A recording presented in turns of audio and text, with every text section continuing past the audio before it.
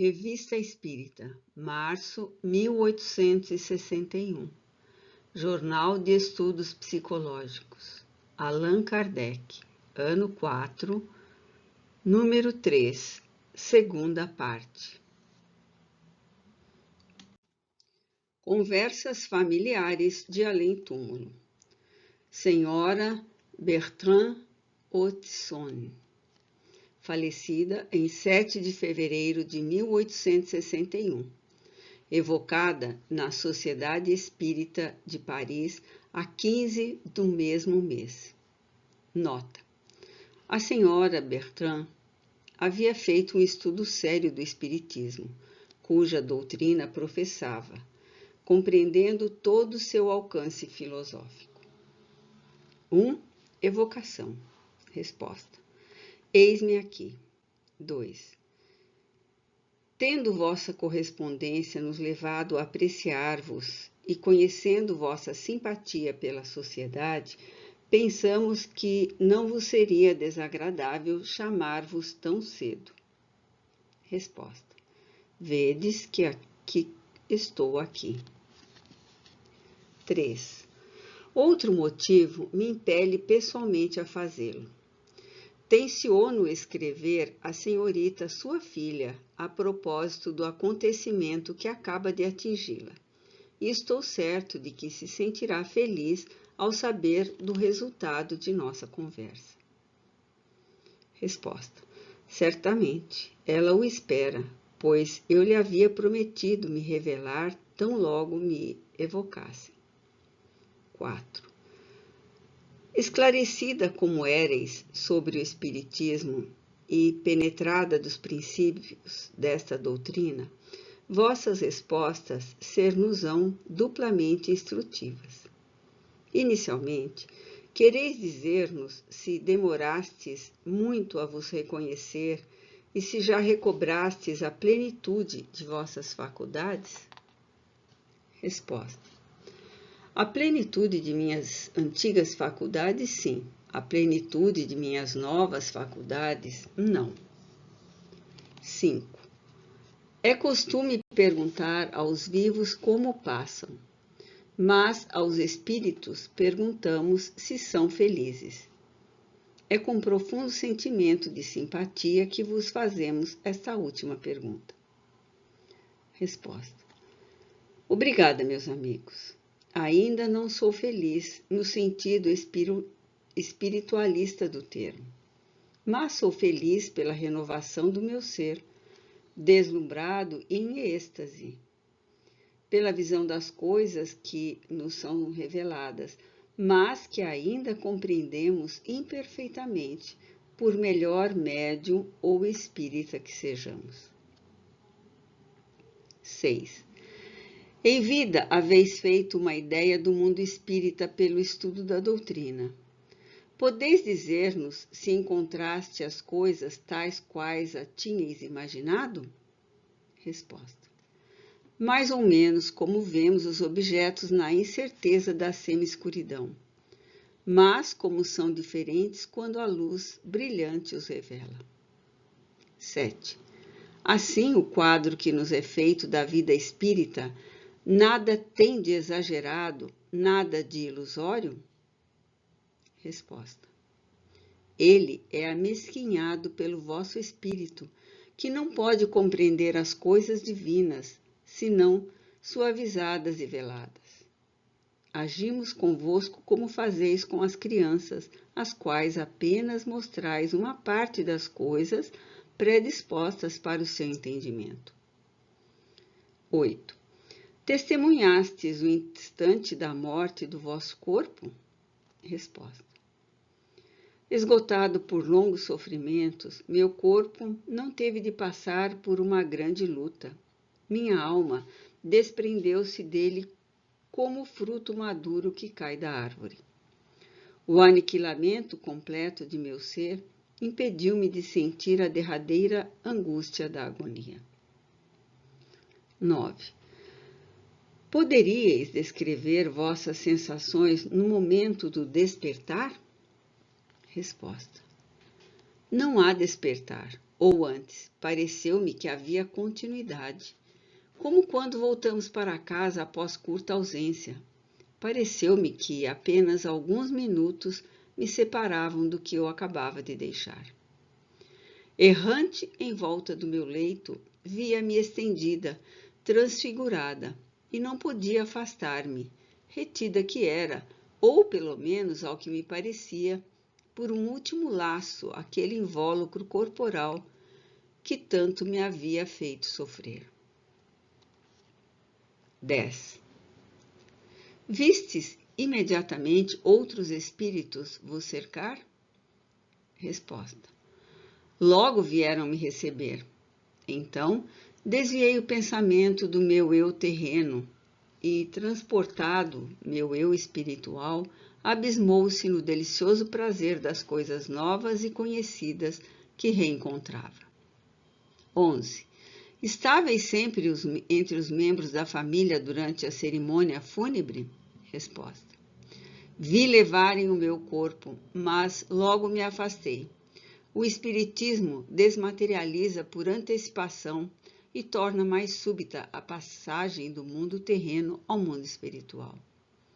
Eu não tinha levado de minha migração na Terra nem vãos pesares, nem curiosidade pueril. 12.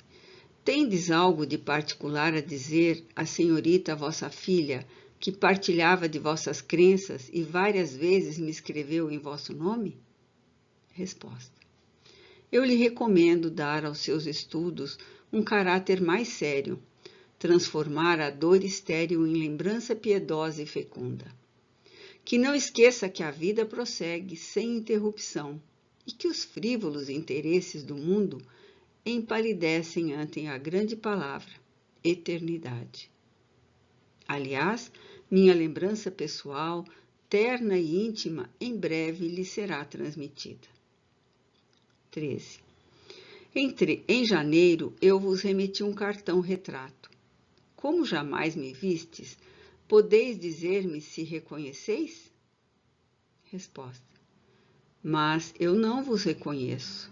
Eu vos vejo. Não recebestes aquele cartão? Resposta. Não me lembro. 14. Eu teria várias perguntas importantes a vos fazer sobre os fatos extraordinários que se passaram em vossa casa e que nos comunicastes. Penso que poderíeis nos dar a respeito interessantes explicações. Mas a hora avançada e a fadiga do médium me obrigam a prorrogá-las. Limito-me a algumas perguntas para terminar. Embora a vossa morte seja recente, já deixastes a terra, percorrestes os espaços e visitastes outros mundos? Resposta. O termo visitar não corresponde ao movimento tão rápido como o é a palavra, a qual nos faz tão rápido quanto o pensamento descobrir sítios novos. A distância não passa de uma palavra, como o tempo não é para nós senão uma mesma hora. 15. Preparando as perguntas que devemos dirigir a um espírito, temos geralmente uma evocação antecipada. Podeis dizer se, nesse caso, estáveis prevenida de nossa intenção e se vos encontráveis perto de mim ontem, enquanto preparava as perguntas? Resposta. Sim, já sabia tudo o que me diríeis hoje e responderei com prioridade as perguntas que reservastes. 16.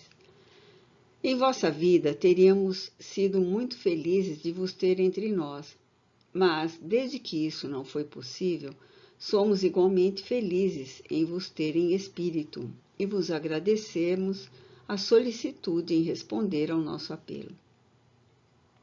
Resposta. Meus amigos, eu acompanhava os vossos estudos com interesse. Agora, porém, que posso habitar entre vós como espírito, aconselho a vos ligardes mais ao espírito do que à letra. Adeus. carta seguinte nos foi dirigida a propósito desta evocação. Senhor, é com um sentimento de profundo reconhecimento que venho agradecer-vos, no meu e em nome de meu Pai, por vos terdes antecipado ao nosso desejo de receber, por vosso intermédio, as notícias daquela que choramos. As numerosas provações morais e físicas que minha querida boa mãe teve de sofrer durante sua existência, sua paciência em suportá-las, seu devotamento, sua completa abnegação faziam-me esperar que estivesse feliz. Mas a certeza que nos acabais de dar, Senhor, é um grande consolo para nós que amávamos tanto e queremos a sua felicidade antes da nossa. Minha mãe era a alma da casa, Senhor. Não preciso dizer o vazio que sua ausência deixou. Sofremos por não mais haver, mais do que poderia exprimir. E, no entanto, experimentamos certa quietude por não vê-la mais nas dores atrozes que padecia. Minha pobre mãe era uma mártir. Deve ter uma bela recompensa pela paciência e doçura com que suportou todas as suas angústias. Sua vida não passou de uma longa tortura de espírito e de corpo. Seus elevados sentimentos, sua fé em outra existência a sustentaram. Tinha como que um pressentimento e uma lembrança velada do mundo dos espíritos. Muitas vezes eu a surpreendi olhando com piedade as coisas do nosso planeta. Então me dizia: nada aqui embaixo pode bastar-me. Tenho a nostalgia de outro mundo. Nas respostas que vos deu minha cara e adorada mãe, Senhor, reconhecemos perfeitamente a sua maneira de pensar e de se exprimir. Ela gostava de se servir de imagens. Somente estou admirada de que não se tivesse lembrado do vosso cartão-retrato, que lhe tinha proporcionado tão grande e vivo prazer. Eu vos deveria ter agradecido de sua parte.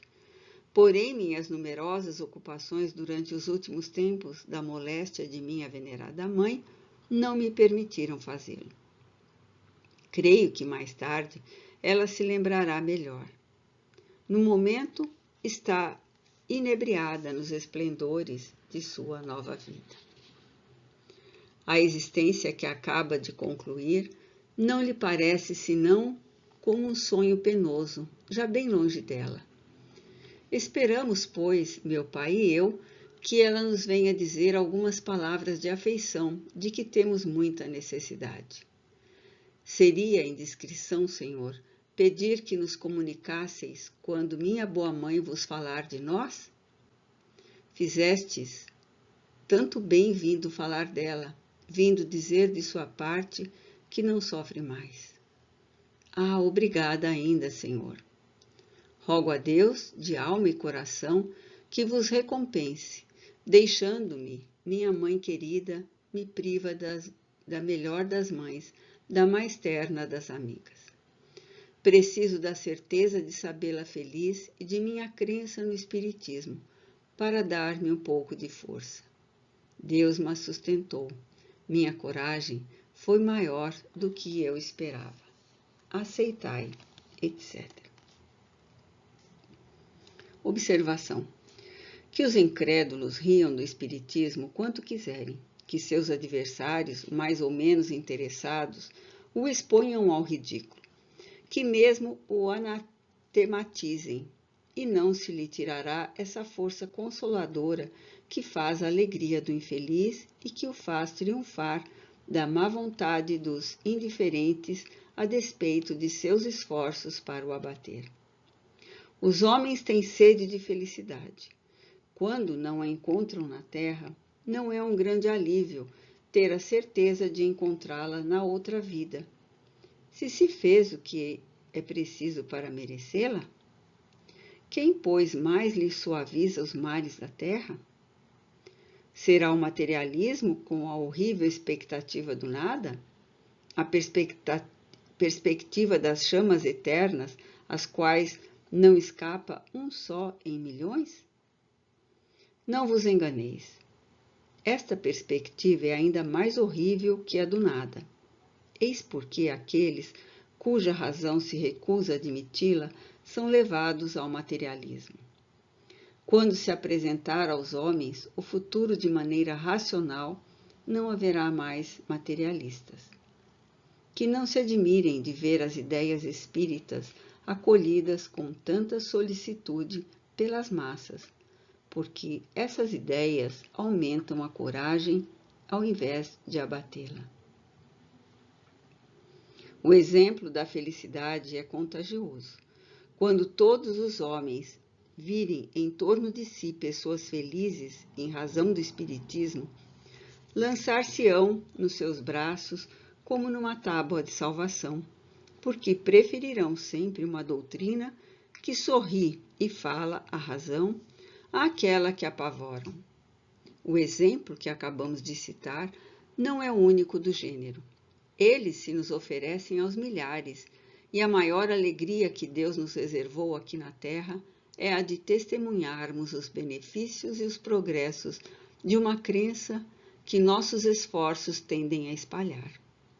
As pessoas de boa vontade, as que nela vêm beber consolação, são tão numerosas que não poderíamos roubar-lhes nosso tempo, ocupando-nos dos indiferentes que não têm o menor desejo de se convencer. Os que vêm a nós são suficientes para absorvê-lo. Por isso não vamos à frente de ninguém. Eis porque também não o perdemos a rebuscar em campo estéril. A vez dos outros virá quando aprouver a Deus levantar o véu que o cega. Tempo esse que virá mais cedo do que pensa, para a glória de uns e a humilhação de outros. Senhorita Pauline M., enviada pelo Sr. Pichon, médium de Sans. 1. Evocação. Resposta. Aqui estou, meus bons amigos. 2. Vossos pais nos pediram que vos perguntássemos se sois mais feliz do que na existência terrena. Teríeis a gentileza de nolo dizer? Resposta. Ó sim, sou mais feliz do que eles. 3. Algumas vezes assistis vossa mãe? Resposta. Eu quase não a deixo, mas ela não pode compreender todo o encorajamento que lhe dou. Sem isto, não estaria tão mal. Ela chora por minha causa e eu sou feliz. Deus me chamou a si, é um favor. Se todas as mães estivessem bem compenetradas das luzes do Espiritismo, quanta consolação para elas. Dizei à minha pobre mãe que se resigne, porquanto, sem isso, afastar-se-á de sua filha querida. Quem não for dócil às provas que lhe envia o seu Criador, falha ao objetivo de suas provas. Que ela compreenda bem isso, senão não me verá tão cedo. Ela me perdeu materialmente, mas me encontrará espiritualmente.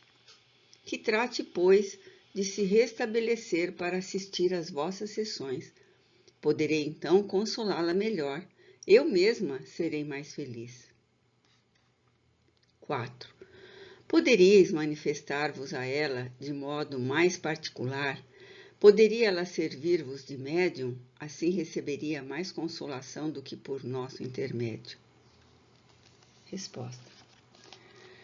Que ela tome um lápis, como fazeis, e tentarei dizer-lhe alguma coisa. Isto nos é muito difícil, quando não encontramos as disposições requeridas para tanto. 5.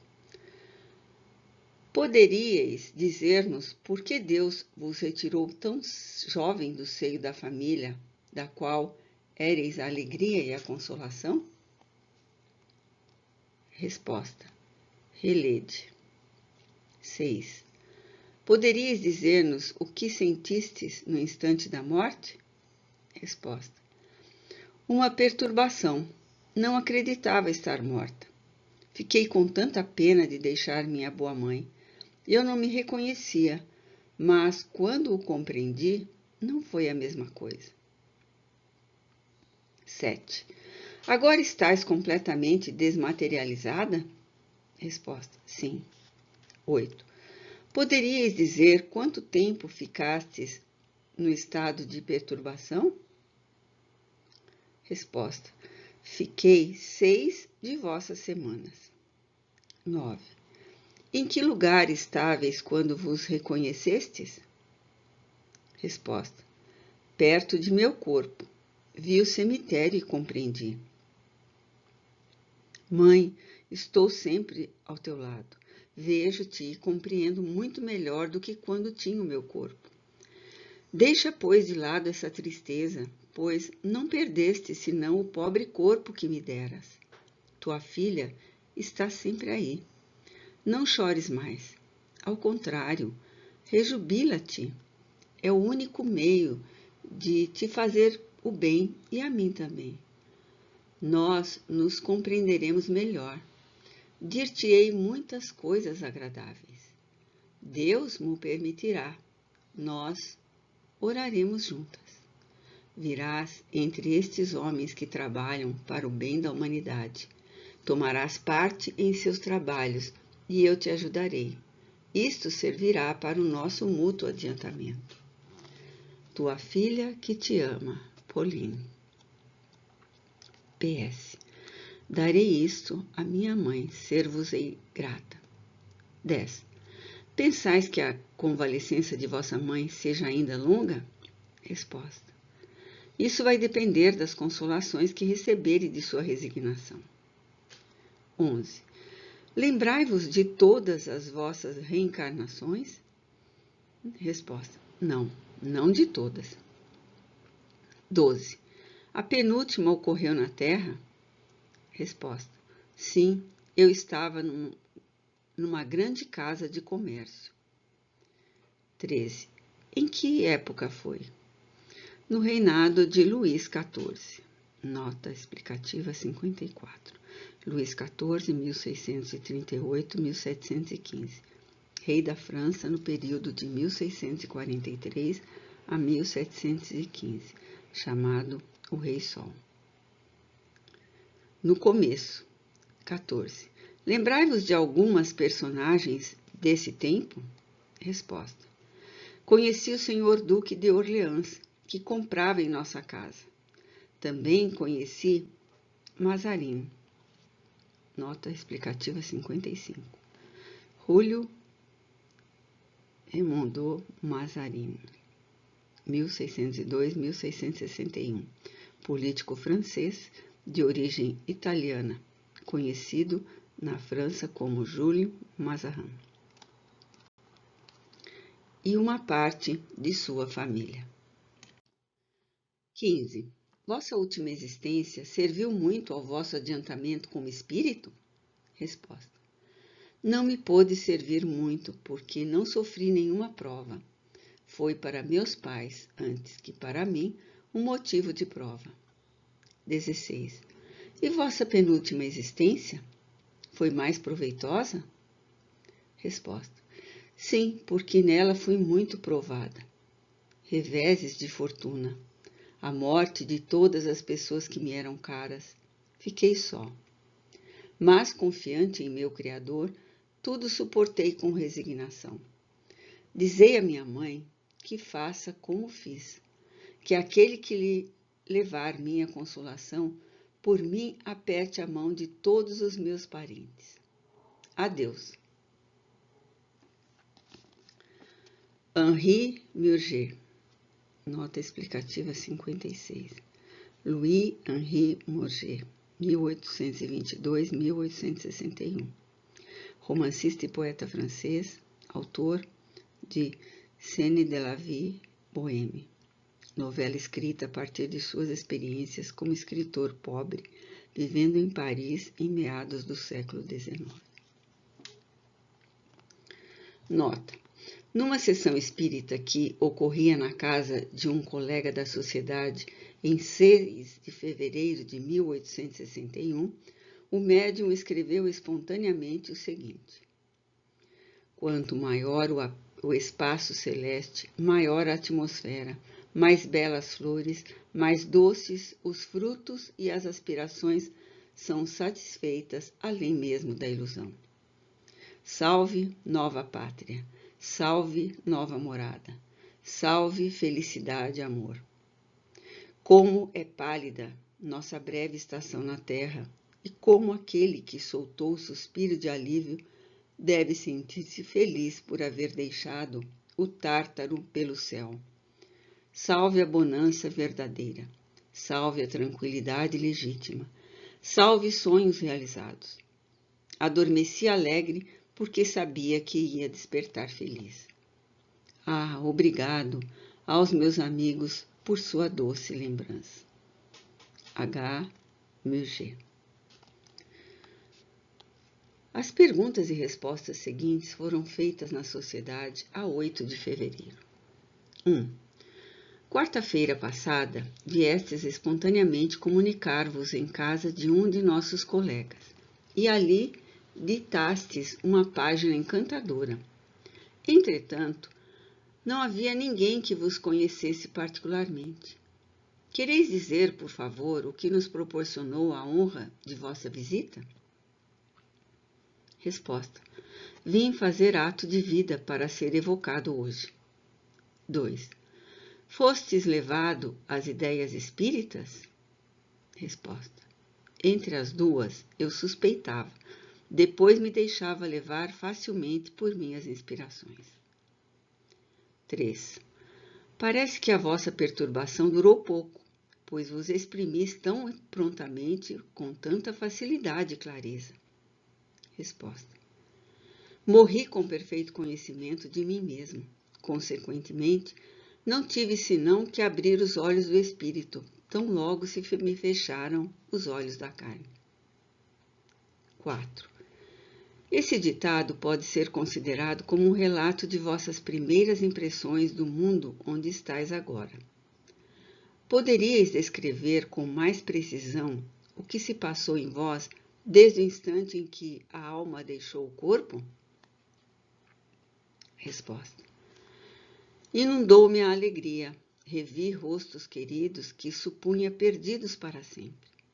Apenas desmaterializado, só tive sensações quase terrenas. 5. Poderíeis dar-nos uma apreciação do vosso ponto de vista atual de vossa principal obra, La Vie de Bohème? Resposta. Como quereis que, deslumbrado como estou pelos esplendores desconhecidos da ressurreição, eu faça um balanço dessa pobre obra, pálido reflexo de uma juventude sofredora? 6. Um de vossos amigos, o senhor Théodore Perroquet, publicou no jornal Siècle de 6 deste mês um artigo bibliográfico sobre vós.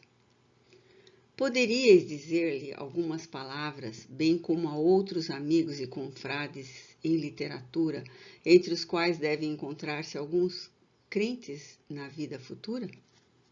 Resposta. Dir-lhe-ei que o sucesso presente é semelhante ao ouro transformado em folhas secas.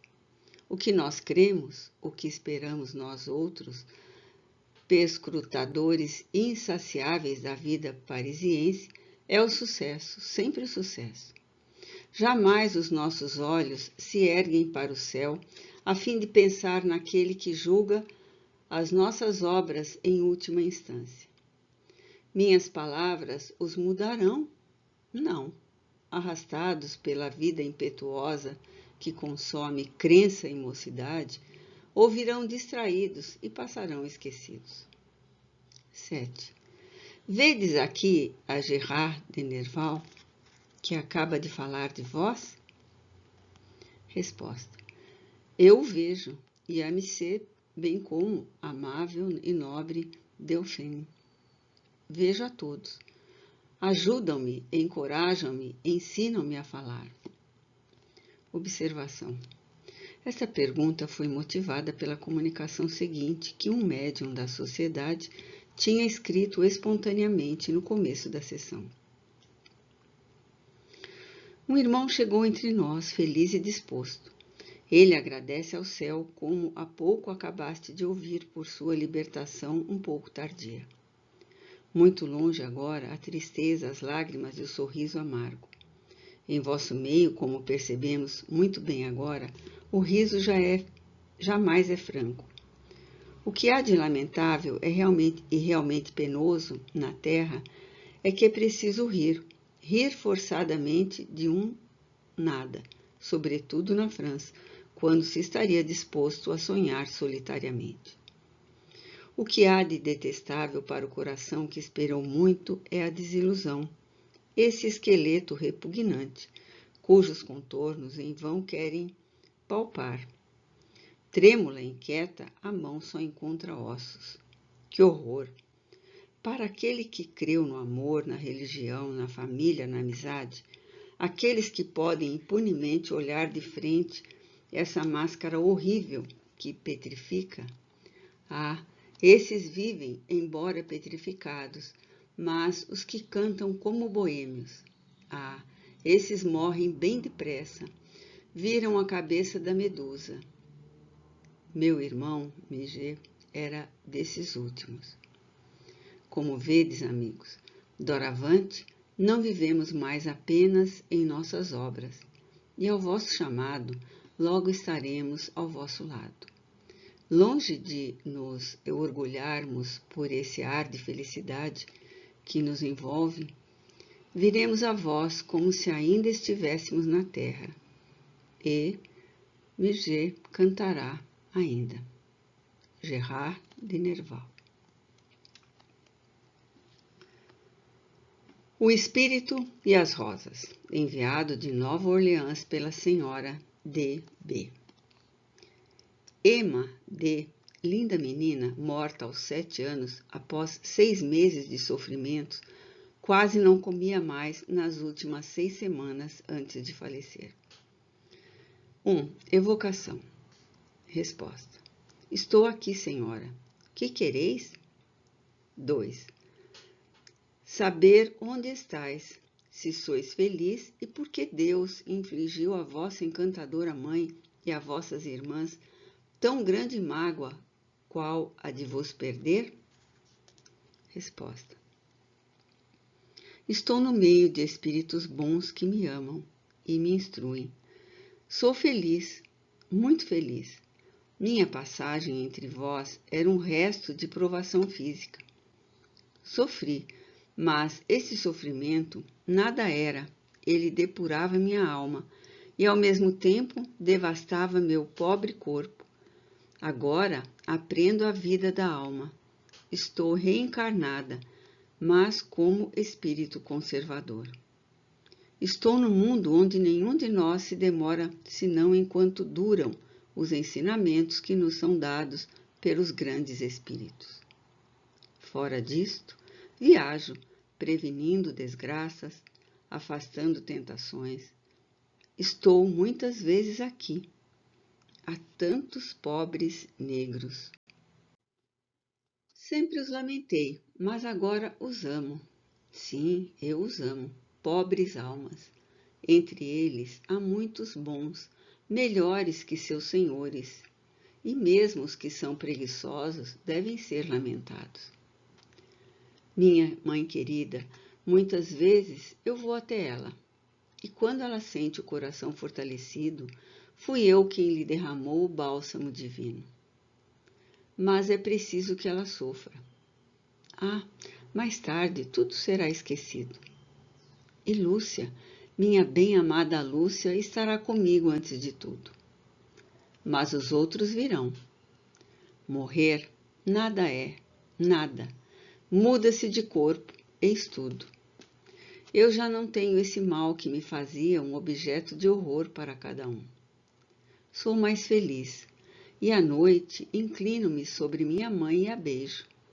Ela nada sente, mas sonha comigo e me vê como eu era antes de minha horrível doença.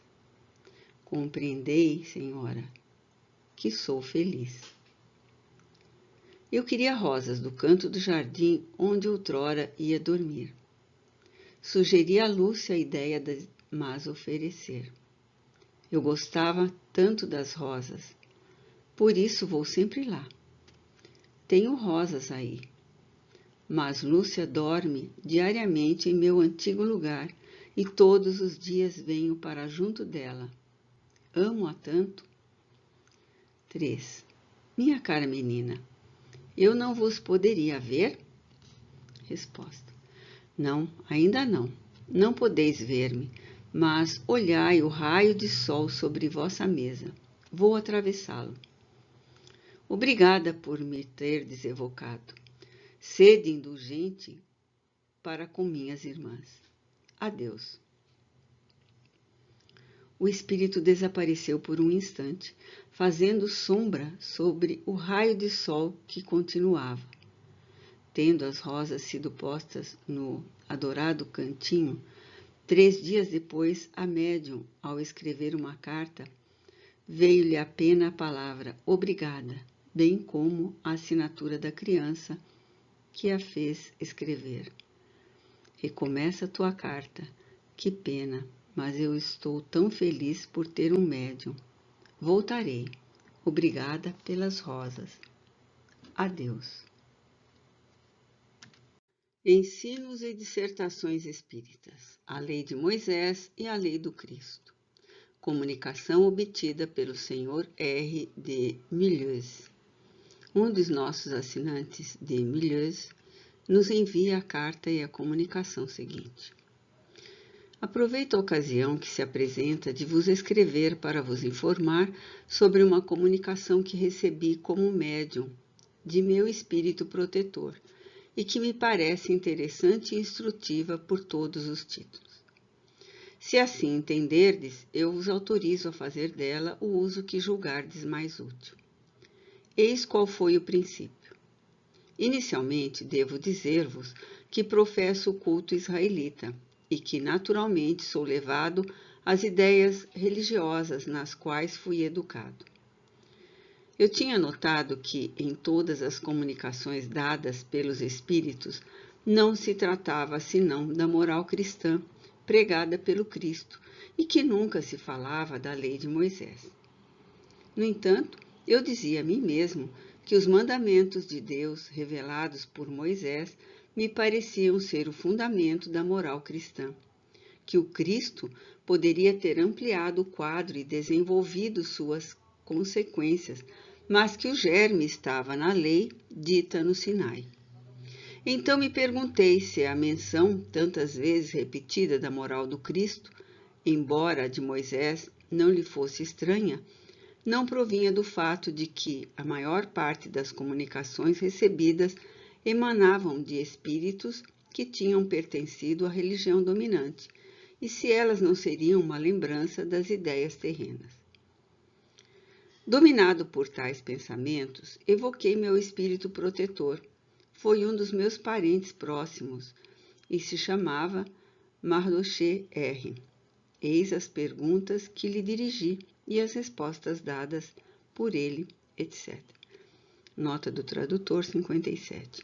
Parte considerável das respostas obtidas neste questionário foi transcrita por Allan Kardec em O Evangelho segundo o Espiritismo, capítulo 1, item 9. 1. Em todas as comunicações feitas à Sociedade Parisiense de Estudos Espíritas, cita-se Jesus como aquele que ensinou a mais bela moral. Que devo pensar disto? Resposta.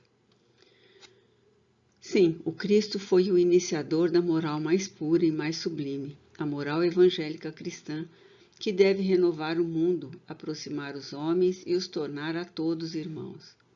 A moral que deve fazer jorrar de todos os corações humanos a caridade, o amor do próximo, que deve criar entre todos os homens uma solidariedade comum. Enfim, uma moral que deve transformar a terra e dela fazer uma morada para espíritos superiores aos que hoje a habitam. É a lei do progresso, a qual está submetida à natureza. E o Espiritismo é uma das forças vivas de que Deus se serve para fazer a humanidade avançar na via do progresso moral. São chegados os tempos em que as ideias morais devem desenvolver-se para realizar o progresso que está nos desígnios de Deus. Elas devem seguir a mesma rota percorrida pelas ideias de liberdade, das quais eram precursoras. Mas não se deve crer que esse desenvolvimento se fará sem lutas. Não. Para chegar à maturidade, elas necessitam de abalos e discussões, a fim de que possam atrair a atenção das massas. Mas, uma vez fixada a atenção, a beleza e a santidade da moral impressionarão os espíritos, e estes se ligarão a uma ciência que lhes dá a chave da vida futura e lhes abre as portas da felicidade eterna. Deus é único, e Moisés é o Espírito que ele enviou em missão para torná-lo conhecido, não só dos hebreus, como também dos povos pagãos. O povo hebreu foi o instrumento de que Deus se serviu para se revelar por Moisés, pelos profetas, e as vicissitudes por que passou esse povo destinavam-se a impressionar aos olhos dos homens e fazer cair o véu que ocultava a divindade. 2. Em que, pois, a moral de Moisés é inferior à do Cristo? Resposta. A moral ensinada por Moisés era apropriada ao estado de adiantamento em que se encontravam os povos que ela se propunha regenerar. E esses povos, semi-selvagens quanto ao aperfeiçoamento da alma, não teriam compreendido que se pudesse adorar a Deus de outro modo que não por meio de holocaustos, nem que se devesse perdoar a um inimigo. A inteligência deles, notável do ponto de vista da matéria e mesmo do das artes e das ciências, era muito atrasada em moralidade e não se teria convertido sob o império de uma religião inteiramente espiritual. Era-lhes necessária uma representação semimaterial, tal como então oferecia a religião hebraica. Os sacrifícios, pois, lhes falavam aos sentidos, enquanto a ideia de Deus lhes falava ao espírito. Os mandamentos de Deus, dados por intermédio de Moisés, contêm o germe da mais ampla moral cristã. Os comentários da Bíblia, porém, restringiam-lhe o sentido porque, praticada em toda a sua pureza, não a teriam então compreendido. Mas nem por isso os 10 mandamentos de Deus deixam de ser uma espécie de frontispício brilhante, qual farol destinado a iluminar a estrada que a humanidade devia percorrer. Moisés abriu o caminho, Jesus continuou a obra, o Espiritismo a concluirá. 3. O sábado é um dia consagrado? Resposta: sim. O sábado é um dia consagrado ao repouso, à prece. É o emblema da felicidade eterna a que aspiram todos os espíritos e ao qual não chegarão senão depois de se haverem aperfeiçoado pelo trabalho e se despojado pelas encarnações de todas as impurezas do coração humano. 4. Como se explica que cada seita tenha consagrado um dia diferente? Resposta. Cada seita, é verdade, consagrou um dia diferente, mas isto não é motivo para nos pormos em desacordo. Deus aceita as preces e as formas de cada religião, desde que os atos correspondam aos ensinamentos. Seja qual for a forma pela qual seja invocado, a prece lhe é agradável, se a intenção é pura. 5. Pode-se esperar o estabelecimento de uma religião universal? Resposta: não. Não no nosso planeta, ou, pelo menos, não antes que tenha feito progressos. Por enquanto, milhares e milhares de gerações ainda não o verão. Mardochée R. Lições familiares de moral, enviadas pela Condensa F, médium de Varsóvia, traduzido do polonês. 1. Meus caros filhos, vossa maneira de compreender a vontade de Deus está errada, desde que tomais tudo o que acontece como expressão dessa vontade. Certamente conhece Deus tudo o que foi, que é e que será, sendo sempre a sua vontade a expressão do seu amor divino. Traz, ao realizar-se, a graça e a bênção, enquanto que, afastando-se dessa via única, o homem atrai a si sofrimentos que não passam de advertências. Infelizmente, o homem de hoje, enceguecido pelo orgulho de seu espírito ou afogado no lamaçal das paixões, não as quer compreender. Ora, meus filhos, sabeis que se aproxima o tempo no qual começará o reinado da vontade de Deus na terra. Então, infeliz daquele que ainda ousar opor-se, pois será quebrado como o caniço, ao passo que aqueles que se tiverem emendado verão abrir-se para si os tesouros da misericórdia infinita. Vedes por aí que, se a vontade de Deus é a expressão de seu amor, por isso mesmo, imutável e eterna, todo o ato de rebeldia contra essa vontade, embora suportado pela incompreensível sabedoria, é apenas temporária e passageira. Antes que a expressão de sua vontade representa uma prova da paciente misericórdia de Deus. 2. Vejo com prazer, meus filhos, que vossa fé não se arrefece, malgrado os ataques dos incrédulos. Se todos os homens acolhessem essa manifestação extraordinária da bondade divina, essa nova porta aberta ao vosso adiantamento com o mesmo zelo, a mesma perseverança e, sobretudo, com a mesma pureza de intenção, teria sido uma prova evidente de que o mundo não é assim tão mau, nem tão endurecido quanto parece.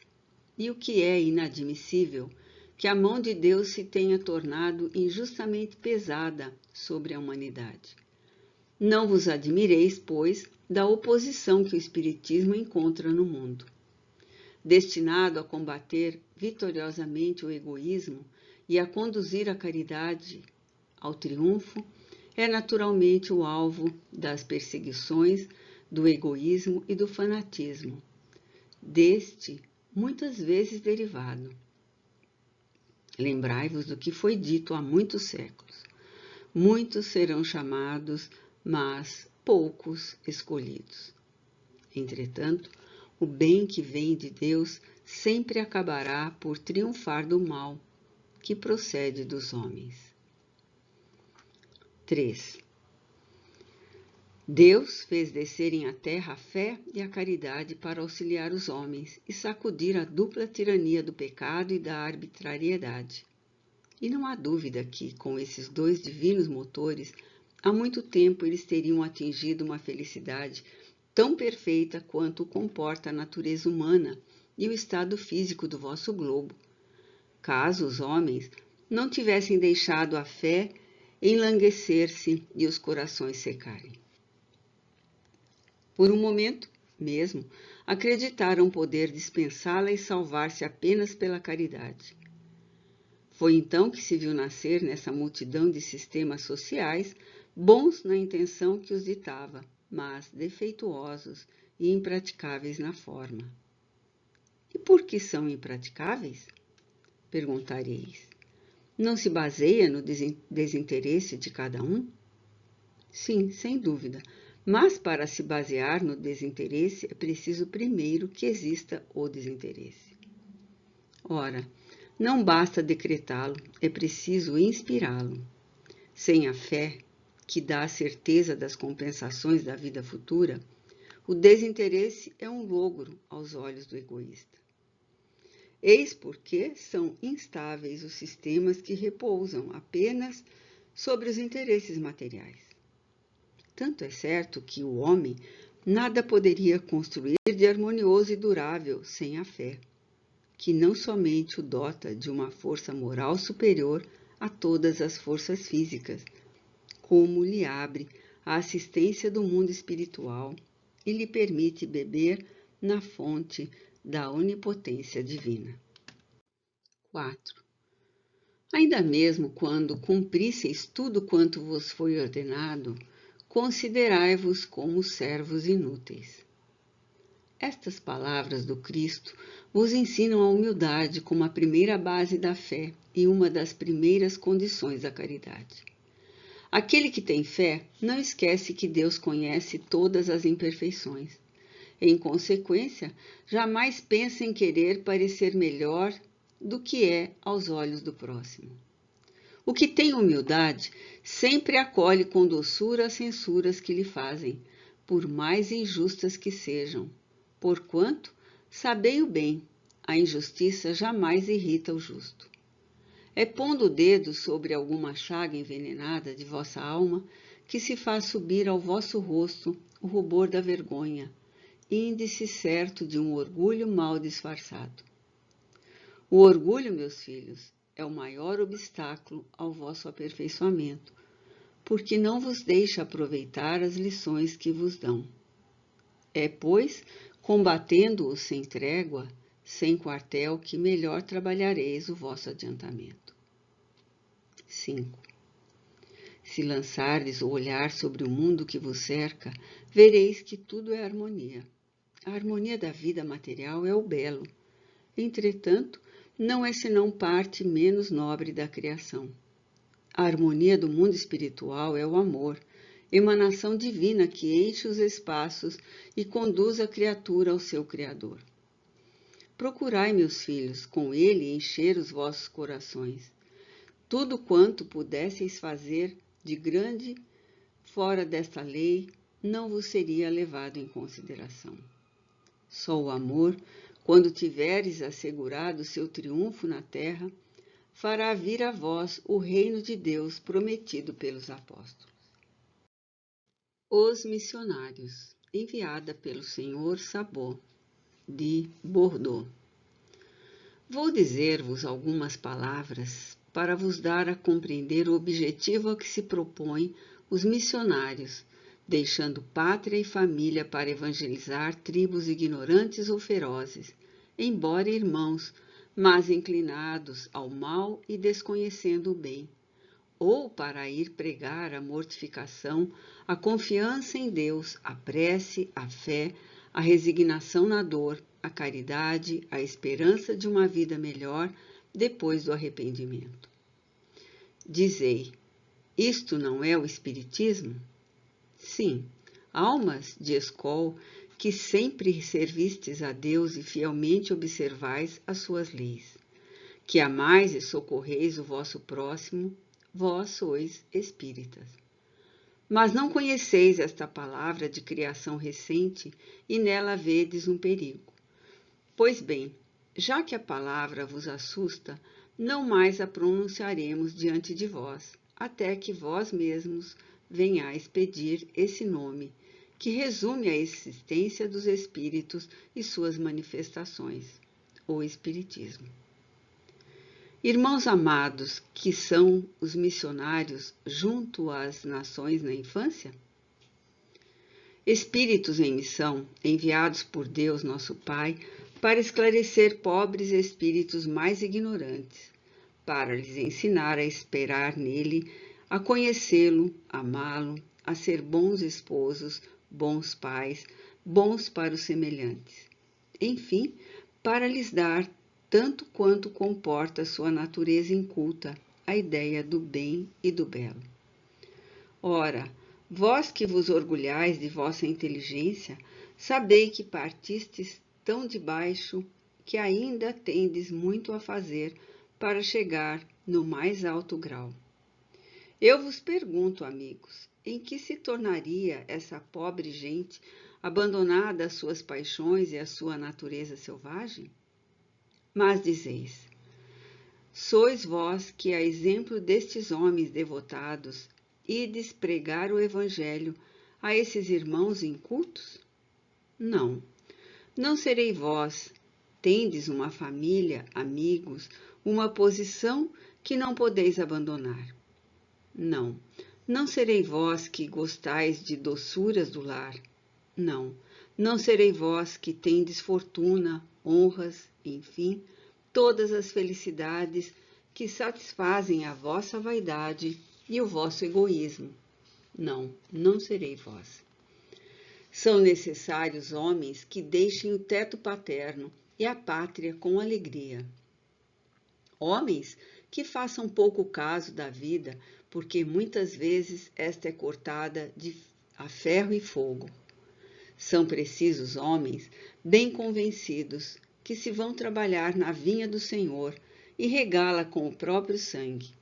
Encontrarão no alto a recompensa de tantos sacrifícios. Dizeis se os materialistas seriam capazes de tal devotamento, eles que nada mais esperam desta vida? Crede-me, são espíritos enviados por Deus. Não reais mais daquilo que chamais a sua tolice, porque eles são instruídos e, expondo a vida para esclarecer seus irmãos ignorantes, têm direito ao vosso respeito e à vossa simpatia. Sim, são espíritos encarnados, que têm a missão perigosa de desbravar essas inteligências incultas, como outros espíritos mais adiantados têm por missão fazer que vós mesmos progridais. O que acabamos de fazer, meus amigos, é espiritismo. Não vos atemorizeis, pois, com esta palavra. Sobretudo, não riais, porque é o símbolo da lei universal que rege os seres vivos da criação. Adolfo, bispo de Argel. A França. Comunicação enviada pelo senhor Sabot de Bordeaux. Tu também, terra dos francos, estava mergulhada na barbárie, e tuas cortes selvagens levavam o terror e a desolação até o seio das nações civilizadas. Oferecias montanhas de sacrifícios a Teutates. Nota explicativa 61. Divindade gaulesa de guerra identificada com Marte e Mercúrio. Foi um deus violento que recebia sacrifícios humanos e conduzia os espíritos dos guerreiros para o além. E tremias a voz dos druidas que escolhiam suas vítimas. E os doumens que te serviam de altares jazem em meio às charnecas estéreis. E o pastor que para ali conduz os seus magros rebanhos olha com admiração esses blocos de granito que se pergunta para que serviram essas lembranças de outros tempos. Entretanto, teus filhos, cheios de bravura, dominavam as nações e retornavam ao solo natal com o rosto triunfante, tendo nas mãos os troféus das vitórias e arrastando os vencidos em vergonhosa escravidão. Mas Deus queria que tomasses o teu lugar entre eles e te enviou espíritos bons, apóstolos de uma religião nova, que vinham pregar a teus filhos selvagens o amor, o perdão, a caridade. E quando à frente de seus exércitos, Clovis chamava em seu socorro esse Deus poderoso. Ele acorreu à sua voz, deu-lhe a vitória, e como filho reconhecido, o vencedor abraçou o cristianismo. O apóstolo do Cristo, derramando-lhe a santa unção, inspirado pelo Espírito de Deus, ordenou-lhe que adorasse aquilo que havia queimado e queimar o que havia adorado. Então começou para ti uma longa luta entre teus filhos, que não podiam afrontar a cólera de seus deuses e de seus sacerdotes, e não foi senão depois que o sangue dos mártires regou o teu solo, para aí fazer germinar suas exortações, que pouco a pouco sacudistes do coração o culto de teus pais para seguir o de teus reis. Estes eram bravos e vacilantes. Iam, por sua vez, combater as hordas selvagens dos bárbaros do norte. E, voltando calmos aos seus palácios, aplicavam-se ao progresso e à civilização de seus povos. Durante vários séculos são vistos realizando esse progresso. Lentamente, é verdade, mas finalmente te puseram no primeiro lugar. Contudo, tantas vezes fostes culpada que o braço de Deus levantou-se e estava prestes a te exterminar. Mas, se o solo francês é um foco de incredulidade e de ateísmo, é também o foco dos impulsos generosos, da caridade e dos sublimes devotamentos. Ao lado da impiedade florescem as virtudes pregadas pelo Evangelho. Elas desarmaram o seu braço, prestes a ferir-te tantas vezes, e lançando sobre esse povo a quem ama um olhar de clemência. Ele o escolheu para ser o órgão de sua vontade, e é de seu seio que devem sair os germes da doutrina espírita, que Deus faz ensinar pelos espíritos bons, a fim de que seus raios benfazejos, pouco a pouco, penetrem o coração de todas as nações, e que os povos, consolados pelos preceitos de amor, de caridade, de perdão e de justiça, marchem a passos de gigante para a grande reforma moral que deve regenerar a humanidade. França, tens a tua sorte entre as mãos. Se desconheces a luz que deves espalhar, Deus te repudiaria, como outrora repudiou o povo hebreu, enquanto ele só ficara com aquele que cumprir os seus desígnios. Apressa-te, pois, porque é chegado o momento, que os povos aprendam de ti os caminhos da verdadeira felicidade, que o teu exemplo lhes mostre os frutos consoladores que devem retirar, e eles repetirão com o coro dos espíritos bons. Deus protege e abençoa a França. Carlos Magno. Nota explicativa 62, 742-814. Rei dos Francos e Imperador do Sacro Império Romano, 800-814. A ingratidão, enviada pelo Sr. Pichon, médium de Sanz. É preciso sempre ajudar os fracos e os que desejam fazer o bem, embora sabendo antecipadamente que não seremos recompensados por aqueles a quem o fazemos, porque aquele que se recusa a vos ser grato pela assistência que lhes destes, nem sempre é tão ingrato quanto o imaginais. Muitas vezes age segundo o ponto de vista determinado por Deus, embora os seus pontos de vista não sejam, e muitas vezes não possam ser apreciados por vós. Que vos baste saber que é necessário fazer o bem por dever e por amor a Deus, pois disse Jesus: aquele que não faz o bem, senão por interesse, já recebeu a sua recompensa. Sabei que se aquele a quem prestais serviço esquece o benefício, Deus vos levará mais em conta do que se já tivesseis sido recompensado pela gratidão do vosso favorecido. Sócrates. Nota explicativa 63. 470 a.C., 399 a.C. Filósofo grego. Allan Kardec.